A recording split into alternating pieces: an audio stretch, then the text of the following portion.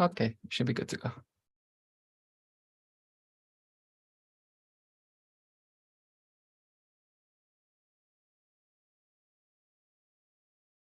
Okay, should be good to go.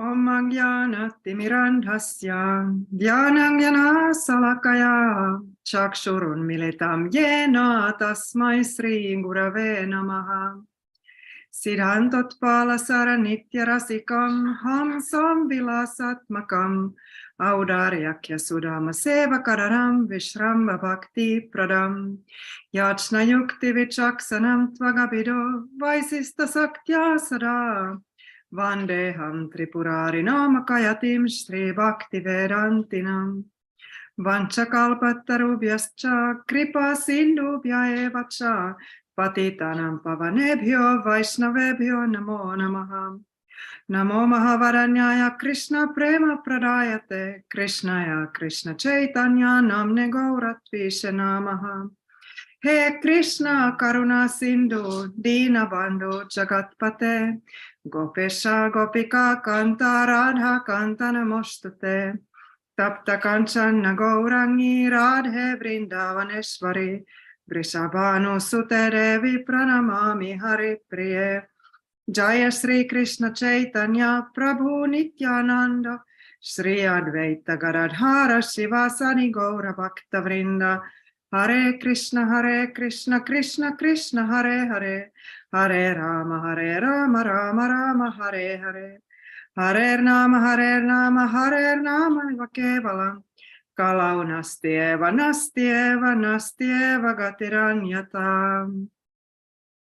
Haribol, dear devotees.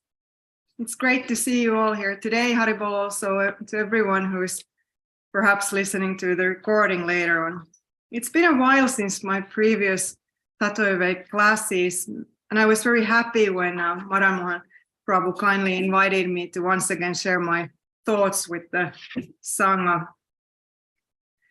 As I may have mentioned in my previous talks, I'm one of those Gita devotees who feel that all the answers to all of life's questions are found in the Bhagavad Gita, and that all the wisdom of the Gaudiya tradition is contained in a condensed format in these 18 chapters. In my previous classes, I talked about the second chapter of the Gita, which is the entire book in a condensed format, and therefore, like I said, contains the solutions to all of life's problems. This time I wanted to continue studying the Gita, surprise, surprise. And the title of my talk today is Bhagavad Gita on the Road, Controlling the Stormy Mind.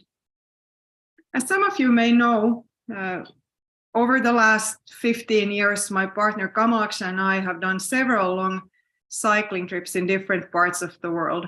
Some paddling as well, but cycling's really been our main outdoor activity. Last year, we cycled almost 3,000 miles or nearly 5,000 kilometers in Canada and the US, riding from Montreal to New York with a very long detour to Labrador, Newfoundland, and Nova Scotia. These long trips have been huge learning experiences for me. They really changed the way I see the world, other living beings, but especially myself. And that's kind of the background of what I wanted to talk about today. My friend Bhagavad Prabhu, whose steadiness in spiritual practice is a constant inspiration to me, once said that it's easy to think that you're very unselfish when you live alone. Else, your selflessness and flexibility are tested on a daily basis, and you might learn something about yourself. It's been a long while since I lived by myself, but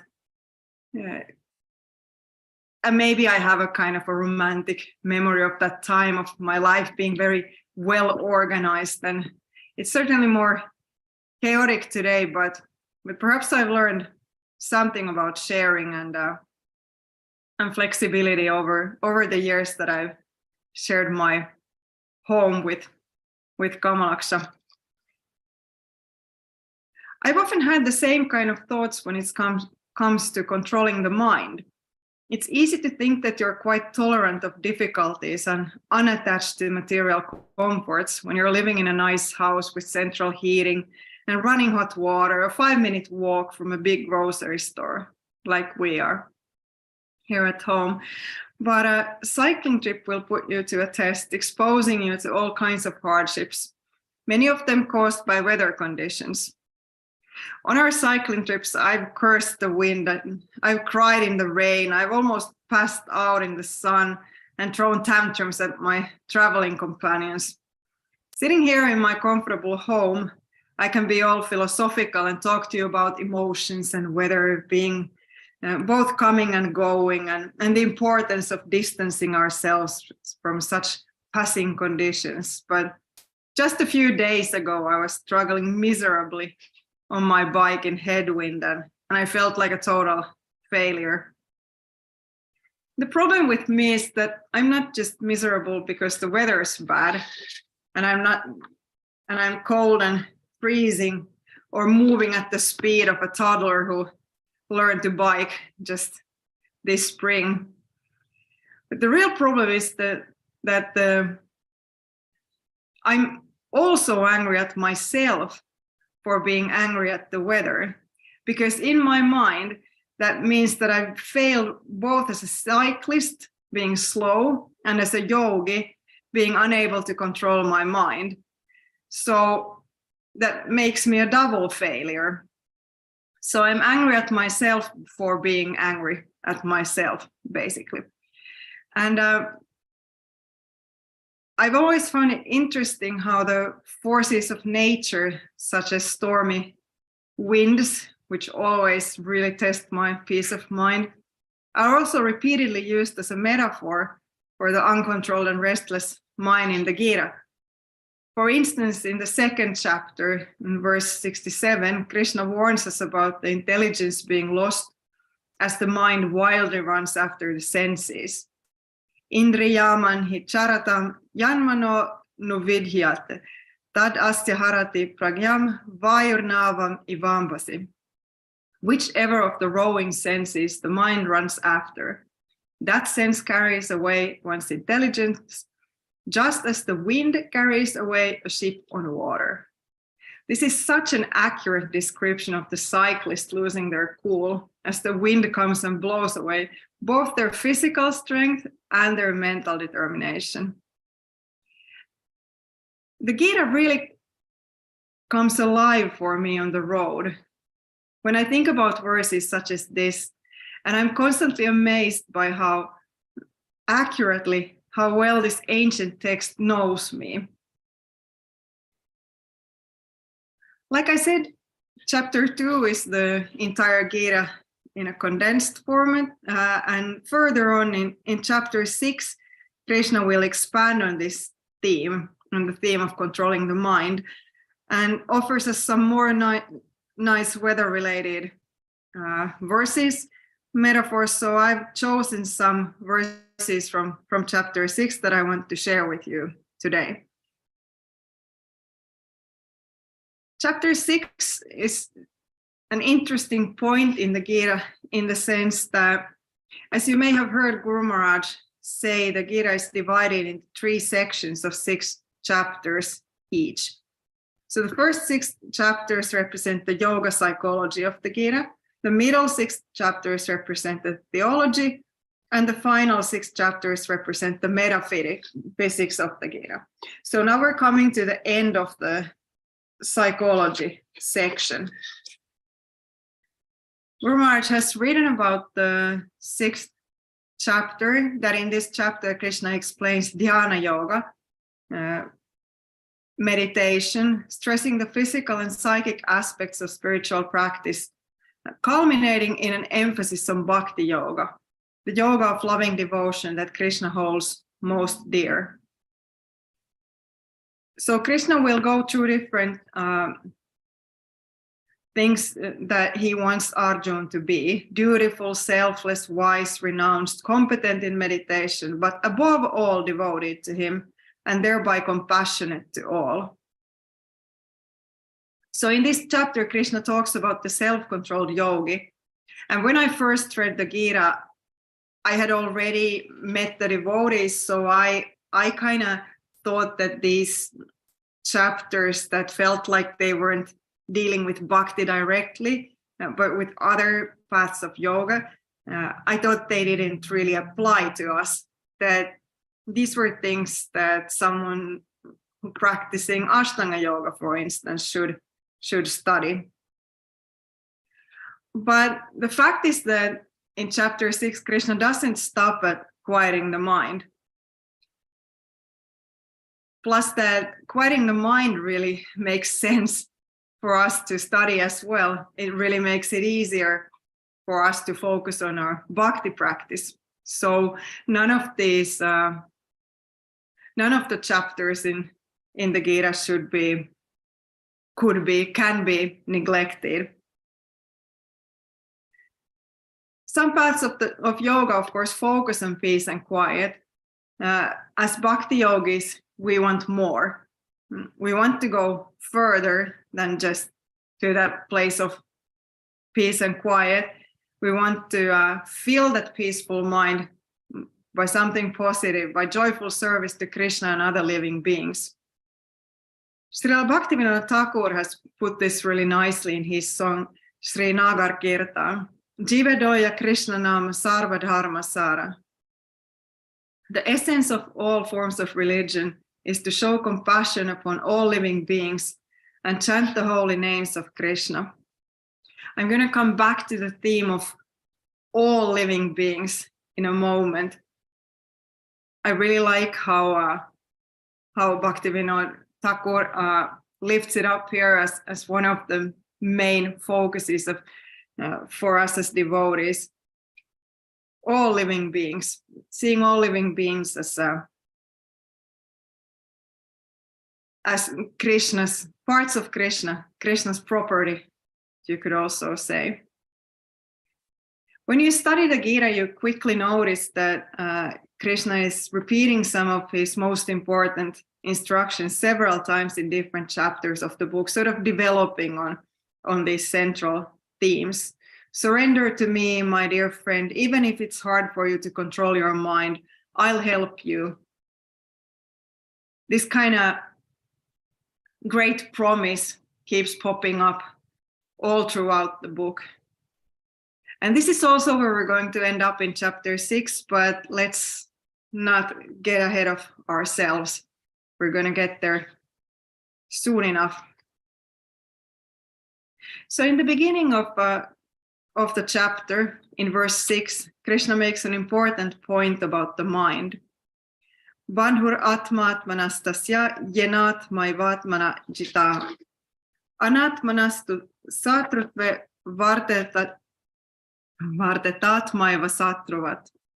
For one who has conquered the mind is the best of friends, but for one who has not conquered the mind, it acts like one's enemy.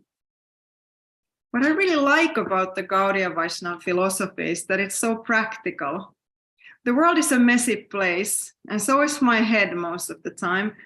But in the Gita, Krishna always gives you a simplified alternative so that you can still somehow stick to your practice. In the 12th chapter of the Gita, for instance, Krishna goes through different levels of devotion. If you can't do this, do at least that. If you can't even do that, at least try to think of Krishna. Try to offer something to Krishna somehow or other. In a recent questions and answers Sunday session, Guru Maharaj quoted this really sweet advice given by Rupa Goswami in his Bhakti Rasamrita Sindhu. Tasmat kenapi upayana manaha Krishna nivesayat. Somehow or other, one should engage in Krishna consciousness, fix one's mind on Krishna. Somehow or other. This verse is originally from the 7th canto of Srimad Bhagavatam, where we hear about Prahlad Maharaj, who certainly was dealing with some stuff that makes our everyday struggles seem just laughable in comparison. But somehow or other, he could fix his mind on Krishna. And so can we, in our own way, on our own level, in in proportion to our stage, the stage that we're in on our spiritual journey. In our tradition, very few things are evil as such and would need to be given up completely. We do have some guidelines for things we should avoid, but the tradition acknowledges that we're in the middle of this epic disaster called Kali Yuga and trying to do our best under very difficult circumstances. So the mind is one of the things that isn't good or bad per se. It's something we can use in Krishna's service instead of having to try to somehow shut it down completely to become like some kind of an emotionless robot. The mind can actually be our best friend, as Krishna promises in this verse, like a peaceful early summer's day, riding our bikes by the sea, where the sun is warming us, but a gentle breeze is keeping the mosquitoes away. I could have done a whole talk on all the bugs we've encountered on our trips, but that'll have to wait for some other time. Moving on to the following verse, the 7th verse of the chapter. Jitatmanaha prasantasya paramatma samahita sitosna sukha dukhesu tatha manapamanayo. A person who has conquered the mind and is thus peaceful is poised in realization of the Supreme Soul. Heat and cold, pleasure and pain, honor and dishonor are all the same to her. In the 5th canto of Srimad Bhagavatam, we learn about the great devotee Jad Bharat, who had solved all his material problems by resigning from all social conventions and letting people think that he was completely out of his mind. It's said in chapter 9, verse 10, that he didn't care for winter or summer, wind or rain, and he never covered his body at any time. It really feels like he's the embodiment of what's described here in this Gita verse. Heat and cold, pleasure and pain, honor and dishonor are all the same to him. So he had attained a level of inner peace that allowed him to disregard any kind of extreme weather conditions.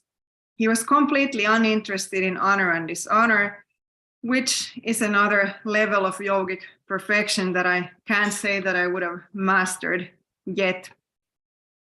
I have learned, though, that pursuing honor is a great way of ruining one's peace of mind on a cycling trip. Any fame attained in the field of sports and adventure will be very short-lived, as someone will always be faster and stronger. Or, as in the case of the Finnish man who recently rowed by himself across the Atlantic, thinking he was the first one to complete this epic journey. You'll find out when you arrive that there have actually been several others who have done it before. He was very disappointed. He's planning to row back now, eastwards across the Atlantic. But I fear that lasting happiness isn't going to be found on the Atlantic in that direction either.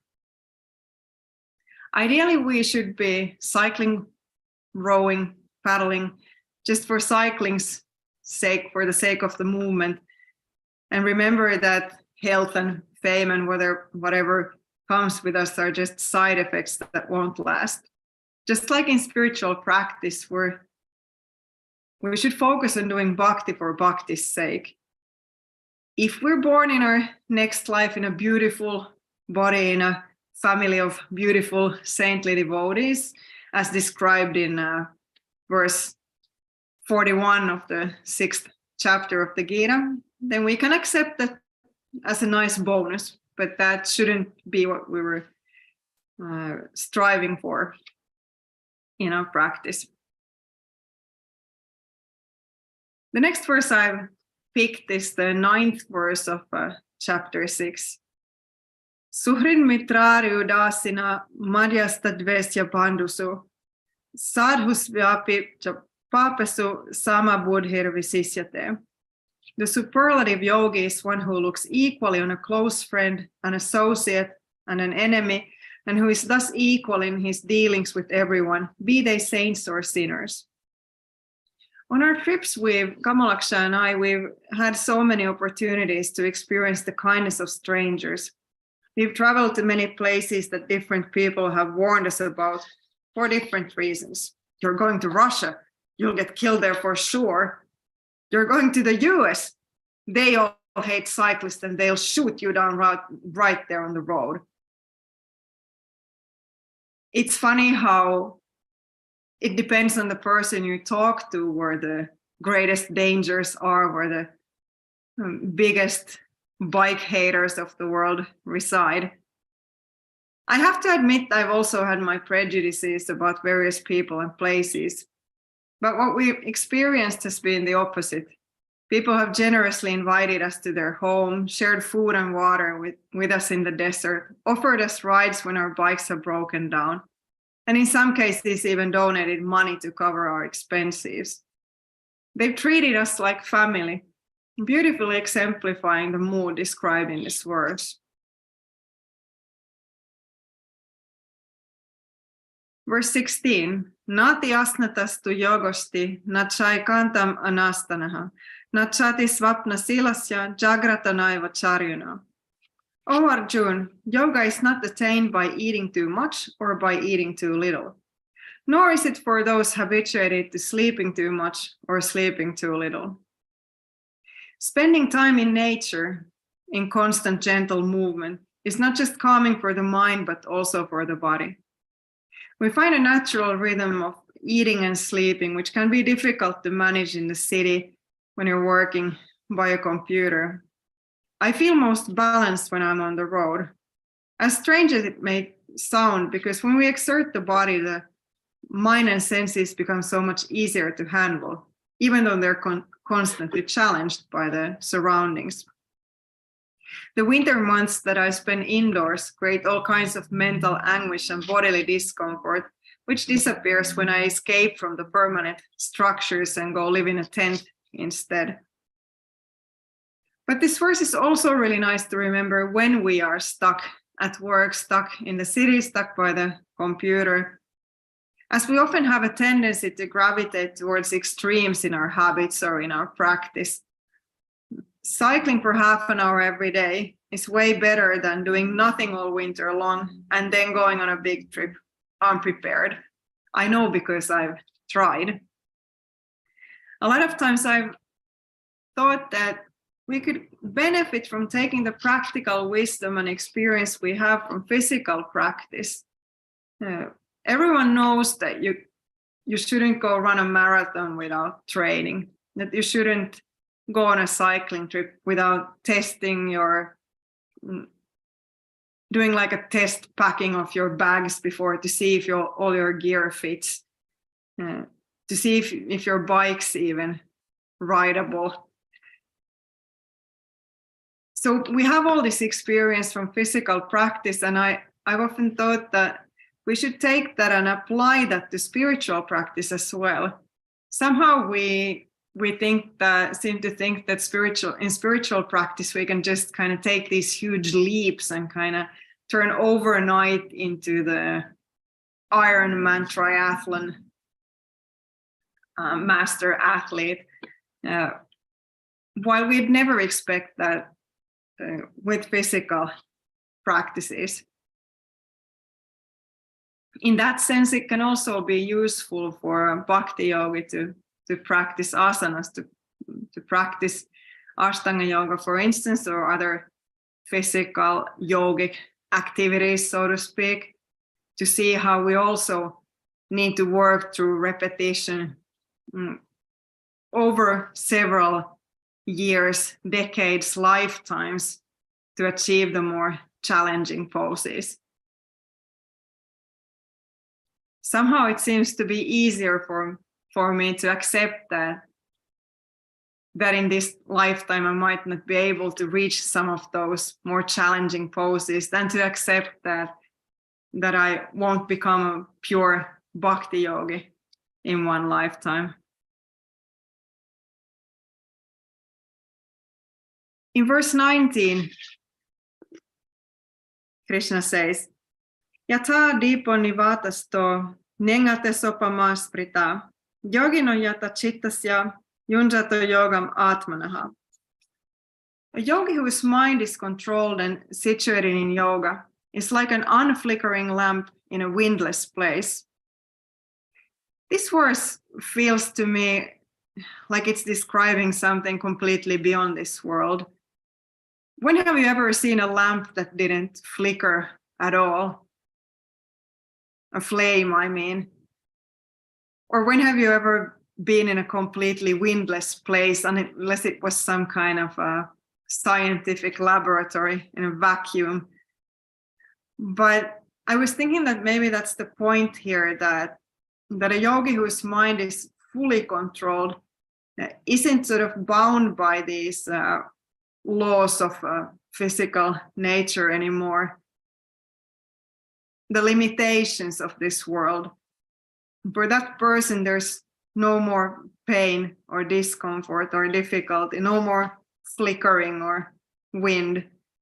But until we get there, some wind will always be there. In verse 30, Krishna makes a great promise to Arjuna and all his devotees. Yomam pasyati sarvatra sarvam chamaye pasyati tasya hamna pranasham sachamena pranasyati.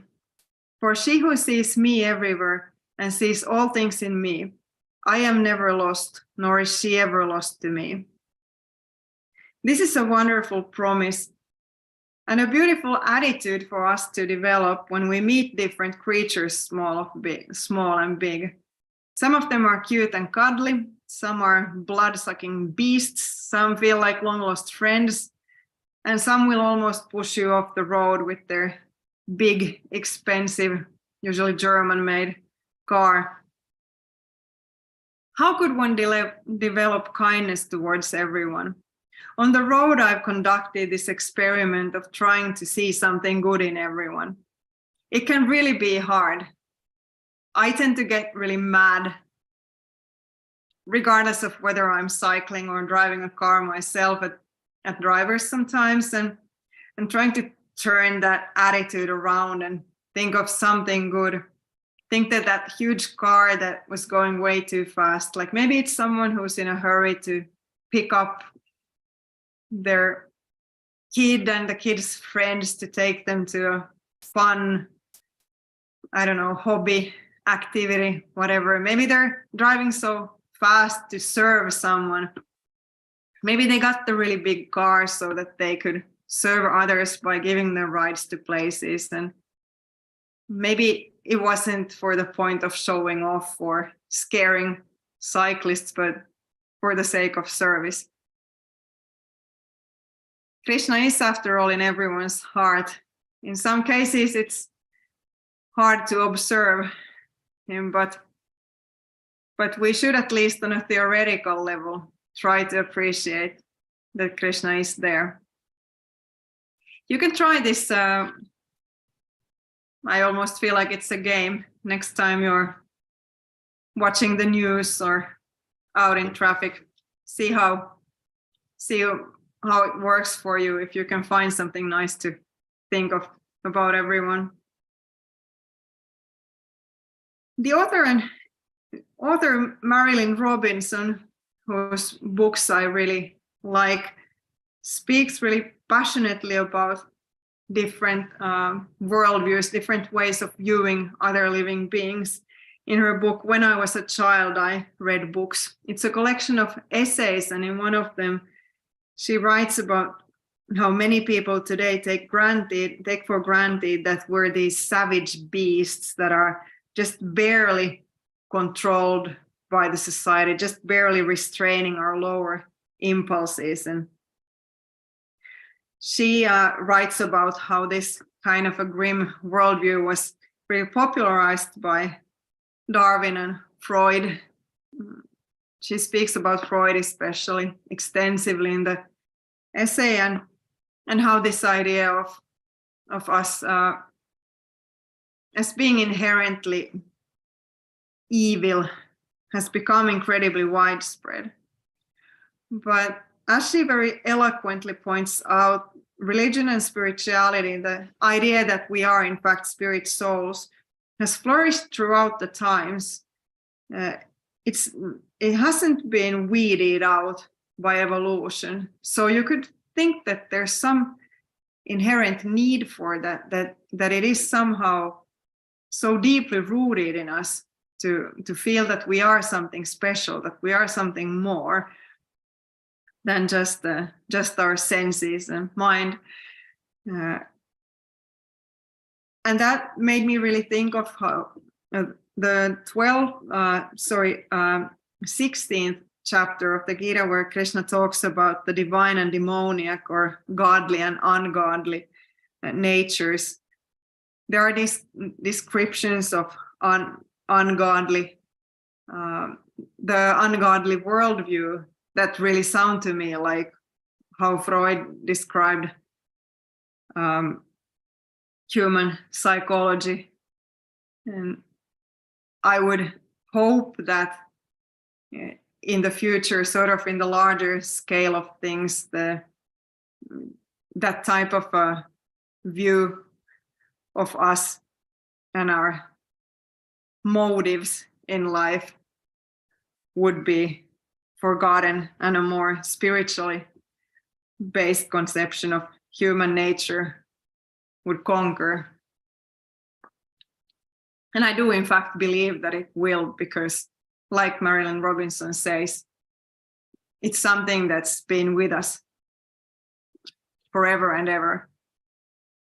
I'm of course paraphrasing here. I highly recommend her books to everyone who wonders about the role of religion in the modern world. Moving on to verse 38, Arjuna is concerned. Kachinnobhaya vibrastas chinnabhram ivanasyati apratista mahabaho vimudho brahmana pati. O mighty armed, is she not lost in her pursuit of transcendence like a riven cloud with no solid footing in either world? Speaking about the unsuccessful yogi. Like a riven cloud, there's no way we could catch a cloud drifting in the sky. And all these nature metaphors seem to paint a picture of the mind as an extremely powerful force of nature. I've experienced it over and over again. When the mind gets out of control, at worst it's like a thunderstorm. It feels like you just have to take cover and hope it'll pass quickly. There are several instances, of course, in the Gita where Arjuna is having doubts, which is kind of sweet because Krishna is personally instructing him. Krishna is literally standing next to him, and yet he doubts. It's also a comforting thought to me that it's no wonder that we're having doubts, because even though, like I said, Krishna is within us, we don't always feel and see his presence the same way that Arjuna could, in a very tangible way. Arjuna, of course, brings his doubts to Krishna over and over again, as we should also do with Krishna's representatives, our teachers and God siblings and devotee friends. We should approach them in a mood of listening and learning. Sometimes the answers will, of course, take some time to digest. Sometimes we don't agree with everything our teacher or friend tells us. Maybe we see things differently, or we feel that they don't know the whole story, in which case perhaps there's need for some discussion, further discussion on the theme. But it's important that we're patient, like Arjuna is, asking and listening, digesting what Krishna tells him. We need to trust that with time we might understand the advice that we get, the other devotees' vision better. controlling the mind is such a huge task that there are no quick and easy solutions. But as Krishna reminds us at the end of chapter 6, we're not expected to do this alone. Yoginam api sarvesam margatenantaratmana stradhavam bhajate yamam same yukta tamamataha. Of all yogis, she who abides in me with full faith, worshipping me in devotion, is most intimately united with me and considered the best of all. Here I was thinking, I feel that Krishna seems to refer to one of the most famous verses at the end of the entire book, giving a hint of where all this is going. I am, of course, talking about verse 1865. Manmana bhava madbhakto madhyajimam namaskuru mam evaisasi satyam te pratijane priyosime. Fix your mind on me, be my devotee, sacrifice for me, offer obeisance unto me. In this way you will surely come to me. I promise you this because you are my very dear friend. So like I said, these very important instructions keep coming up over and over again. And at the end of the 6th chapter, we're then moving on to the section of the Gita that talks more directly about bhakti. In his commentary, Srila Vishwanath Chakravarti Thakur says something very inspiring about this verse. This verse, a concise statement of bhakti, which will be defined in the middle 6 chapters, is the thread-like ornament on the neck of the devotees. The 1st chapter introduces the dialogue in the Gita, the 2nd, 3rd, and 4th chapters deal with Nishkama Karma, and the 5th deals with Jnana, and the 6th with Ashtanga Yoga. But the main topic of the first 6 chapters is Karma Yoga. And at the end here, Bhakti Yoga.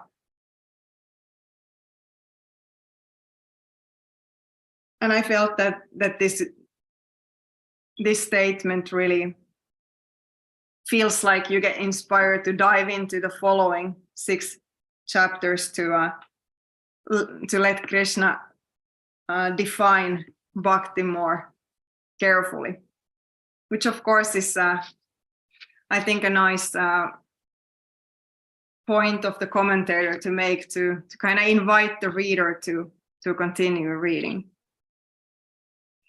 So like I said in the beginning, I often feel disappointed with myself when I can't control my mind in rain and headwind, when I experience pain and discomfort, when I'm not the yogi with the unflickering mind control. But it's also good to note that that kind of unflickering mind isn't even something anyone would expect from someone who's at this stage on their bhakti journey. It's much later at the stage of Nishta we're going to be happily pedaling in warm weather and tailwind. Until then, we will experience flat tires and rainstorms.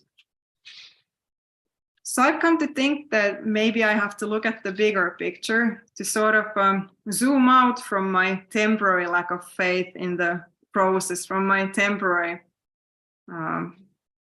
disappointments and failures. If I look at who I was before I started practicing bhakti, all those years ago, like how did my mind look back then? I see a person who was angry at God and bitter at the world, definitely saw other living beings as some kind of aggressive beasts that we should look out for, kind of eat or get eaten type of a worldview. And when I think of my life today, what it's become through all these years of practice, I think it's going to be 25 years this year since I first started practicing in my simple way, but still. And when I think of these years and who I'm now, I feel that I've been given so much, that I've been so very fortunate.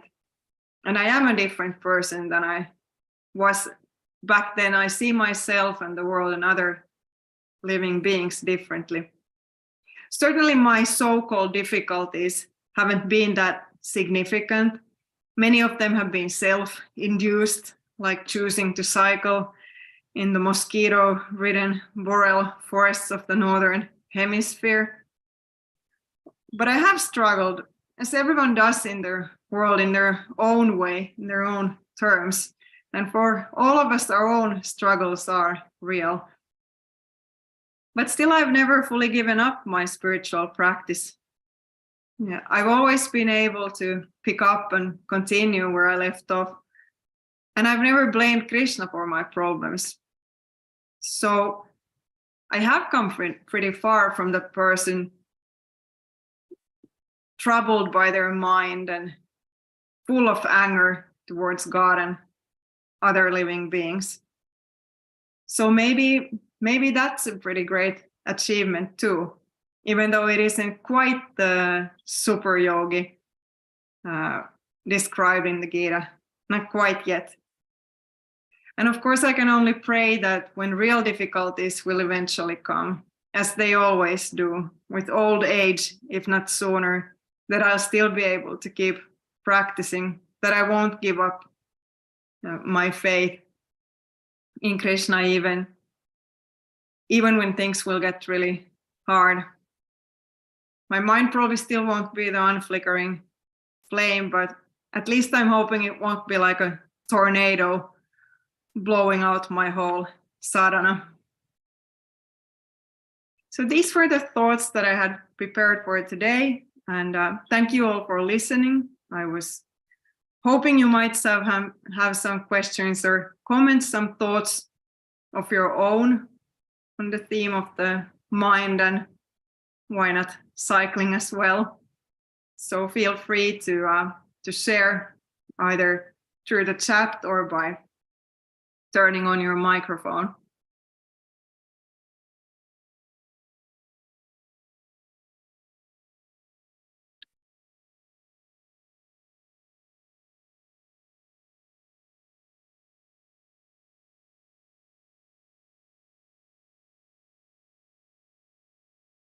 Or if anyone has any thoughts later on, you can always write them to the YouTube comments and I'll make sure to come back and check them later on.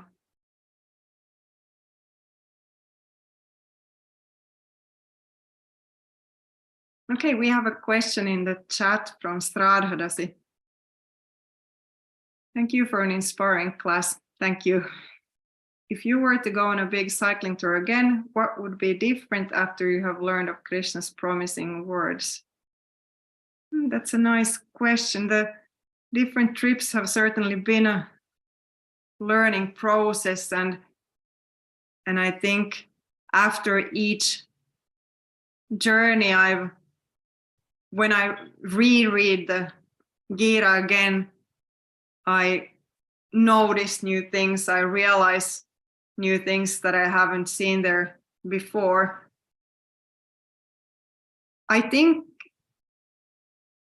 moderation is something that I've really learned, and that I hope that I'll be able to practice more in the future when I go on new trips.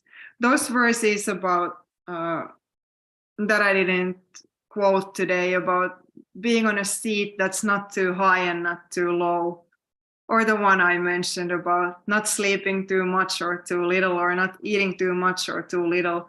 I have the kind of a mind that wants to do great, incredible things, and it's hard for me to do steady little things every day. And I've had the experience of taking on challenges that were too much for me to handle, and taking on practices that I couldn't keep up. So that's something that I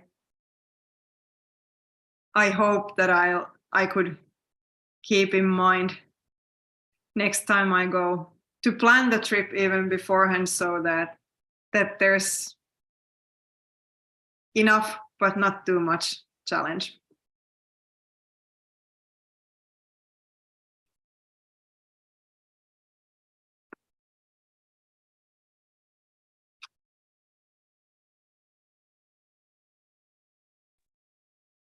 Hey, Haribol.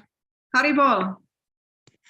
Hey, I just wanted to say thank you for your inspiring class, and there were a couple of things that I really liked, like for example, when you talked about this kind of meditation exercise, how you are trying to kind of see something good in every person, and kind of have this state of mind, like seeing Krishna everywhere and in everyone.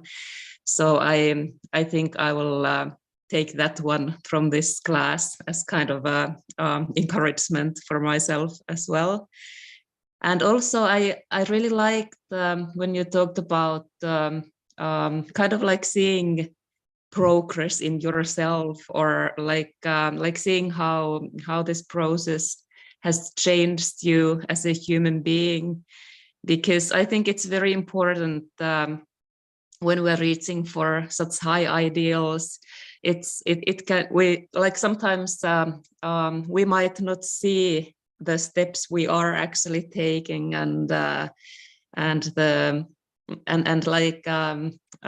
like the power of the ideal is really working in us and changing us. So I think it's good also to kind of stop and also be thankful for those things that are happening in our lives. So that was kind of ray of hope for me today. So thank you also for that, Hari. Thank you. It's a really nice that you brought that up. I guess when we first became devotees, we were young, and we thought that, you know, when we'll be in our 40s, first off, we'll be super old, but we'll also be super spiritual. Because I was a teenager when I first started practicing bhakti, so of course, like imagining myself at 44, where I'm now, I would have thought that you know, a person that old isn't going to even be interested in, you know, sense gratification anymore, because what is there left for them to enjoy? And now, you know, I'm in my 40s and I don't feel that much older or that much less interested in fun things, enjoying life. So maybe that's why we sometimes feel that we haven't progressed, because of our idea of where we would have come in these years is so absurd, kind of so exaggerated, unrealistic. But if we take an honest look at it, this is maybe one of those cases where, you know how they say that we should be kinder to ourselves, that if a friend was describing their struggles, would we judge them the same way that we judge ourselves? So maybe if we try to look at our progress as we would look at someone else's, maybe it can be easier for us to appreciate how far we've actually come. And maybe, yeah, I'm definitely imagining now that when I'm really old, like in my 80s, then I'll be really spiritual. But maybe we also have to acknowledge that it's a pretty big process. It's a pretty high ideal we're striving for. So, you know, maybe one lifetime just isn't enough. Maybe it'll take, we have to look at it from a bigger perspective.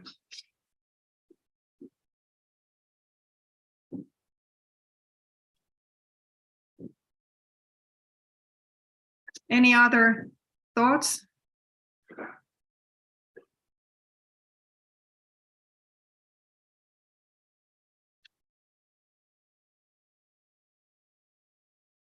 Well, thank you once again for listening, and thanks for your kind comments and questions. And I hope to see you again on Zoom and also in the real world, of course. And hope to continue the discussion either online or face to face. Thank you so much. Hari Hari. Krisangi dasi ki jai. Jai.